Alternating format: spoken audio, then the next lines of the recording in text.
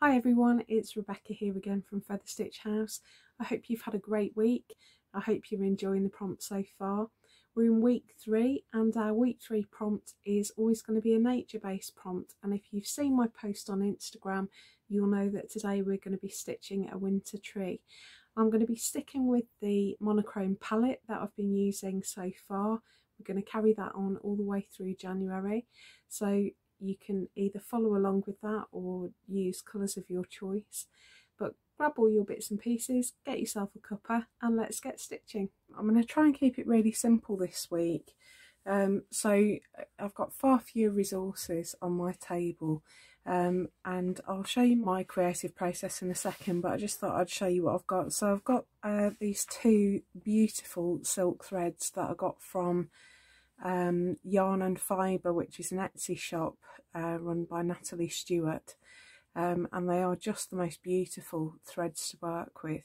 So these are silk embroidery threads, and I'm trying to stick to sort of warm greys. So I've got 2 shades there. I've also got some just stranded cotton in 3 shades of grey, and I've got my Anchor pearl cotton as well in a warm grey shade that I really enjoy sewing with. So I've got that, and I've got some beads, and I've just stuck with sort of crystal beads and white beads.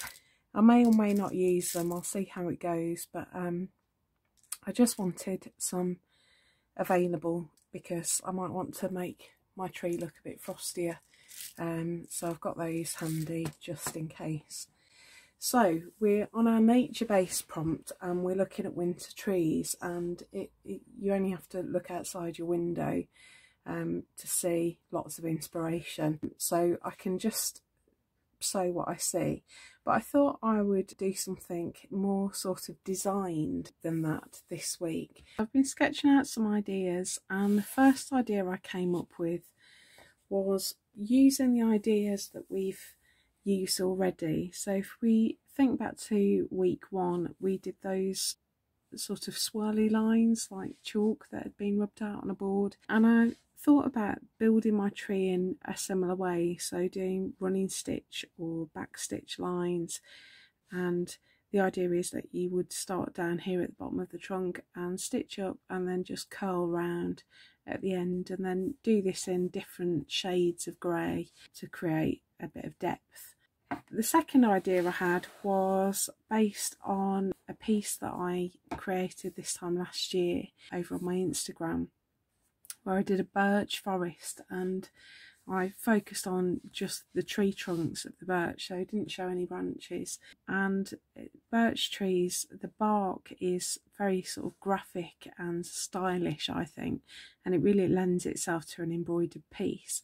And I thought I could almost use negative space, so the trunks are the bits that are stitched and bits in between are left pure white, and I can just build this up with straight stitch. So I did think about that idea, but then I thought actually this could be any time of year. Birch bark is always like that, and I wanted to do more to show what a tree looks like in the winter.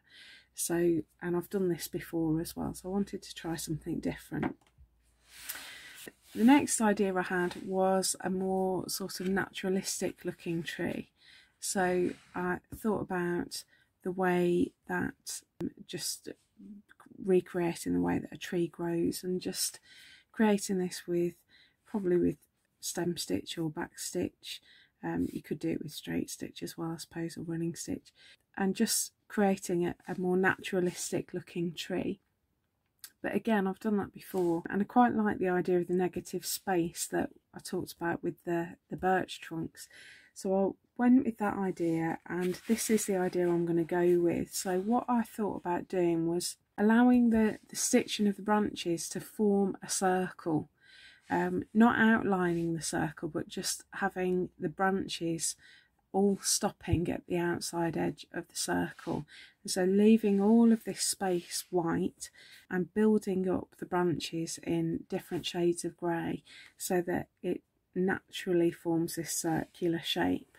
and I just quite like the idea of using negative space in that way. So this is the idea that I'm going to go with. So this week I'm going to be stitching on white felt, and I've already marked out my 8x8 square, and I've added on my 1 centimetre border, and I've drawn my circle and marked in my tree trunk. Before we get on with our piece, I just wanted to show you one more stitch. I did say that there was going to be some challenge involved, and it's not a difficult stitch, but it takes a bit of thinking about. It's a variation on back stitch, so we're still talking about straight stitches. There's nothing particularly mysterious going on with this stitch, but this is called stem stitch, and it's a great one, I find, for creating tree trunks. Whenever I'm stitching trees, I lean towards stem stitch because it just creates a lovely textural finish and makes it look like bark. So wherever you want your line of stitching to start, you bring your needle up there and you go along a double length. So imagine if I was doing back stitch, I'd maybe take my needle in there, but I'm going to go along a double length. Okay, so I'm going to make my stitch about 1 centimetre long, and I'm going to take the point of my needle through the felt, but I'm not going to take it all the way through because I'm going to push my needle point back up in between the point where my thread comes out and the point where my needle first goes in. Alright, so the halfway mark. So if my stitch is 1 centimetre long, I'm going to go back 1/2 centimetre and bring my needle out there. Okay, and what I'm going to make sure of is that my thread is always above my needle. Okay, it's always going to be worked with my thread working, looping around above my needle. So I'm going to pull it through, and what I've formed is a sort of T shape. There we go. So that's my full stitch, and that's my working thread that's coming out there. So now I'm going to go along 1 centimetre again. So we're 1/2 centimetre further on from that first stitch. I'm going to bring my needle up at the point that that first stitch ends. Okay, so I'm going to go along 1/2 centimetre beyond my first stitch and bring my needle up at the end of that first stitch. And so now we've got our T a little bit further along. So I'm just going to do the same thing again. So I'm going to go along 1/2 centimetre, bring my needle back up at the end of that second stitch and pull through.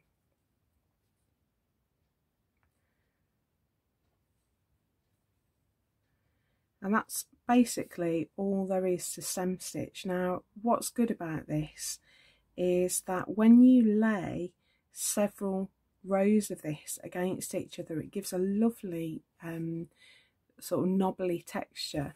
It's also great for going around curves. You have to shorten your stitches slightly to go around curves, but it doesn't look much, but it's a really useful stitch to have in your repertoire. So if you want to have a go with stem stitch, that's how to do it. Okay, so I've threaded my needle with the darker of my two silk threads, and I'm just using a single strand because I'm just going to build up layers of thread to form my tree trunk. So I'm going to start with my tree trunk, and I'm going to do this with stem stitch. If you can't get the hang of stem stitch, just use whatever stitch you feel comfortable using. I was doing quite big stitches so that you can see what I was doing, but I'm going to keep them quite small on this one because it's a small piece of embroidery. So I'm just going to go up the line of the outside of my trunk,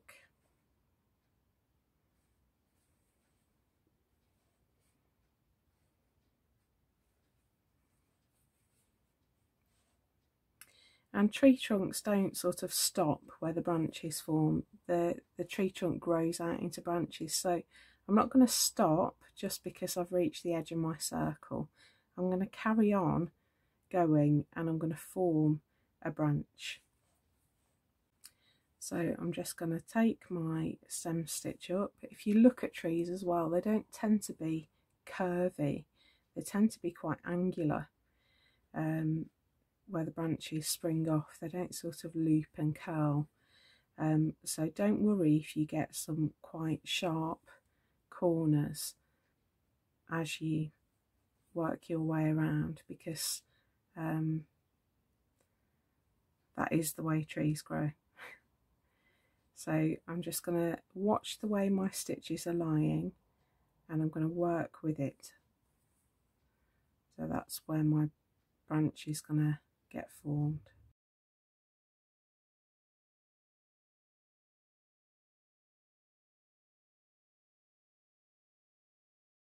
And try and get to the edge of my circle, and that's where I'm going to stop. Okay, so I've worked my way up, and that's where I've stopped at the outside edge. So you can, if you want to, work your way back down in the opposite direction, but I'm going to finish there and just tie off my thread, and I'm going to start back down at the bottom of my trunk. So I'm going to start next to that first line of stitching, and I'm going to keep my lines of stitching very close together, and you will gradually start to see the texture building up as I work my way up.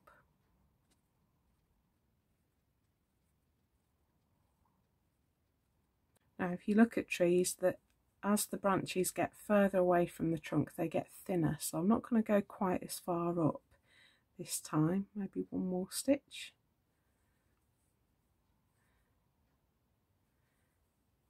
And I'm going to stop a little bit further up. So what you should be able to see there is my first branch working its way up. Okay, so I'm going to add in some more of those, and I will come back when I've got a little bit more to show you. I'm just going to carry on working in this dark grey thread, and I'll come back when I've got all of those basic lines of stitching in. Okay, so I've put all my branches in with my dark grey thread, and so now what I'm going to be doing is developing this a little bit. So obviously we need some more branches and twigs in to fill in the circle, but I also want to add a little bit of depth and dimension. I'm going to do that by adding in some threads of different shades. So I've got a lighter grey here, and what I'm going to do is think about where I want my light coming from in this piece. So I am going to do highlights on the right hand side, and I'm going to darken up the left hand side on these main branches and on the trunk.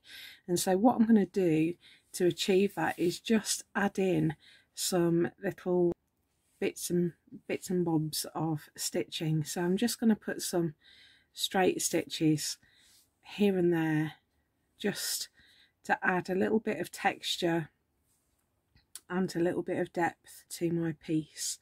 Now less is more. You won't actually need to do very much to achieve the effect, and it might not look like much on camera, but when the piece is finished it will work a treat. So I've got a couple of paler stitches in there. I've also got a much paler thread that I'm going to add in some more stitching with, but I'm just trying to build up some highlights here. So I'm going to stick to the right hand side for my highlights and just add in these straight stitches here and there just to add a bit of depth and dimension and give a suggestion that light is hitting the tree. As I'm going, I'm also going to add in some more branches that will look like they're a little bit further back on the tree because they're paler, so they will appear to be further away. And I'm going to add in some darker branches that will also appear like they're coming forward. And this one's all just about building up layers. That's where the effect is going to come from. Now I'm going to add in a branch that's going to cross over, and because these branches that I'm doing in this paler grey are supposed to be further back, I obviously want them to go underneath the mid grey branches that I've already put in. So I'm just gonna, I think it helps to put in your middle ground branches because it gives you a sense of the structure of the tree, but it does mean that you've got to work around it a little bit. So what I'm going to do is just take my needle underneath that mid grey branch like that and just carry on as if I hadn't done that. So I'm going to have it crossing the next branch as well, I think. So again, I'm going to take my needle underneath the stitches. If you find that the point of your needle gets caught, you can always take the eye end through. Okay, so I've put in my paler branches and I've made them crisscross behind some of the mid grey branches that I'd already put in. So now I'm using this darker grey thread here and I'm going to put in some shading. So I've gone to the right with my highlights, I'm going to go to the left with my shading. So I'm just going to repeat the process that I did previously. So I'm going to start by going up the left hand side with this darker grey thread, and then I'm just going to add in some straight stitches like I did with the highlights, just to add a little bit of depth. I'm just tucking them between the stitches that I've already got on that left hand side. So now I'm going to come up underneath some of those mid grey branches that I did, just to add the shading on the underside of the branch.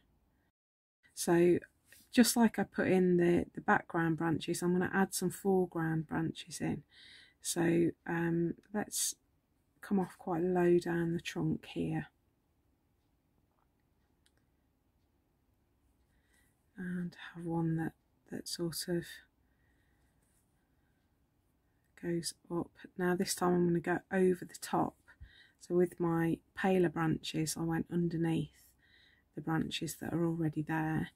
This time I'm going to go over the top of them to form my foreground branches, and hopefully the camera will pick it up well. You should be able to see that there's some real sort of dimension starting to form. So I'm using stem stitch almost exclusively, except on that trunk area where I've just added in some straight stitch to create a bit of shading on the trunk. And I'm always stopping, hopefully you can see, I'm always stopping my lines of stitch on that outside edge of the circle. Okay, so hopefully you get the idea of what I'm doing there. So I'm going to add in some more darker branches and then I'll come back and show you what I'm going to do to add some finishing touches. Okay, so I've put in my foreground branches now, and hopefully you've got a bit of an idea of how depth is being created. So what I'm going to do now is add in all those tiny thin branches to fill in the space around the top and give a stronger sense of that circle.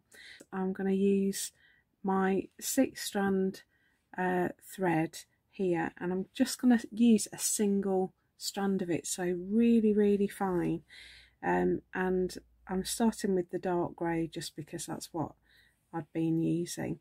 And so what I'm going to do is go through these dark grey sections, the dark grey branches, and I'm going to add in some fine twigs just with straight stitches now. So I'm almost like drawing the lines with my thread and I'm keeping it very angular. So I'll do some dark ones and then I'll put in some mid grey ones and some lighter grey as well, and it'll just flesh out the main sort of canopy of the tree and add a little bit more depth and dimension to that top part. So hopefully you can see what I'm doing here. I'm just adding in little lines to give a sense of that twiggy canopy that you see on trees. And actually, if you look at a tree, they tend to be quite dense, you know, they are full of those tiny little branches and twigs at the top. So I think you can go to town on this bit. So again, I'm going to carry on with that. Hope you can get a bit of an idea of where I'm heading. I'm going to carry on with that, and I'll come back and show you the finished piece. Okay, so here we are. I've put in all those tiny branches around the edge. I'm just going to see if I want to add some beads. So I've got some little beads here, and I'm just going to place them on. I've just got these grey crystal beads here. I'm just going to place them on and see what I think, because I think it just might be fine as it is. I don't know how well the camera will pick up the shimmer of the beads, but I think I do quite like it the way it is, but I just wonder whether it just needs something to make it look a little bit frosty. I just remembered I've got some little grey seed beads as well that might be just what I'm looking for. They're sort of silvery. Oh yeah, I do quite like that. Alright, so I'm going to stitch those on, and then we'll do the last little step to make it all look fine. Okay, so put my beads on. If I just move it, hopefully they'll pick up the light a little bit. So we're almost there. So the last thing I'm going to do is just press it, and that will take away the pink heat erasable pen lines, and it will just flatten it out. So I just want to show you how to press something that you've put beads on without damaging it. So what I've got here is an ironing mat, and I've folded it, so I've doubled it up twice. I've folded it into quarters, and I'm going to put my piece on my ironing mat bead side down. And I've got an iron that's set to cool, so it's not very hot at all, and I'm just going to press it on the back. So because it's folded, the ironing mat will take the beads as you're pressing, and it will stop them breaking or getting damaged, and it also won't flatten your stitches. So I'm just going over the back like that, and take that away. So there's my finished piece. It's all pressed, and I've got my beads in place to make it look frosty. I'm just trying to help it catch the light. And you can see how the branches without an outline have formed that circular shape of the tree.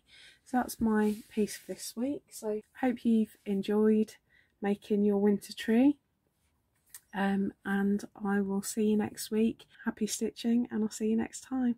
Bye.